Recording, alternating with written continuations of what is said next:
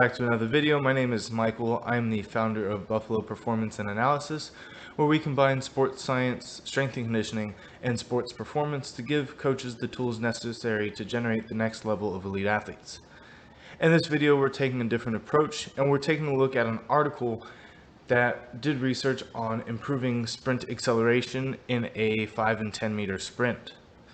The general rule of thumb with training is a 10% of body weight load is great for improving acceleration and sprints. This study went out to see if that was true or not, and I think the results are pretty interesting. Instead of assigning a percentage of body weight, researchers assigned a load that would decrease the subject's sprint velocity by a certain percent. The light group, they were assigned a load that would decrease their sprint velocity by 10%. And the heavy group, they were assigned a load that would decrease their sprint velocity by 30%. This way, researchers could individualize the loads that the subjects had to sprint with. To ensure accurate results, the researchers had the subjects do free sprints both before and after their weighted sprints.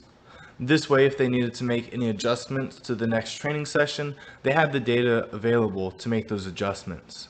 As you can see, I've highlighted Table 2, which is the sprint training program. So if you wanted to take a look at the full overview of the program that they used, you can look at it here. It gives you the repetitions, the distance, the total repetitions, as well as the total distance that the subjects covered.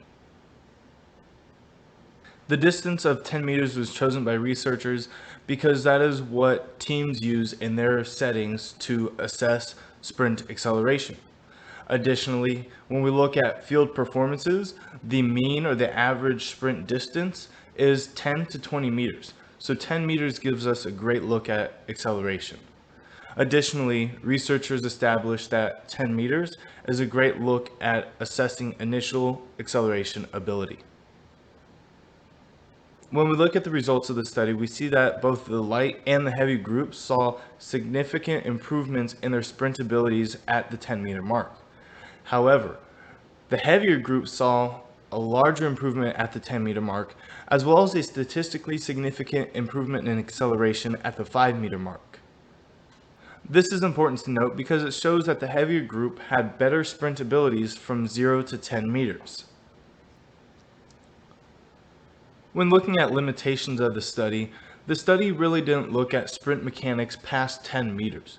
In other words, although the acceleration in the heavy group was better at the end of the study, that could have had a diminishing effect on their sprint mechanics past the 10-meter mark.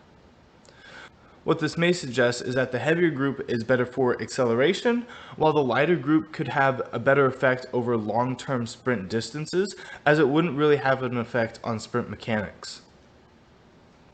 This is just a brief synopsis of the study, and they go into more depth regarding ground reaction force, impulses that the subjects saw, as well as video analysis.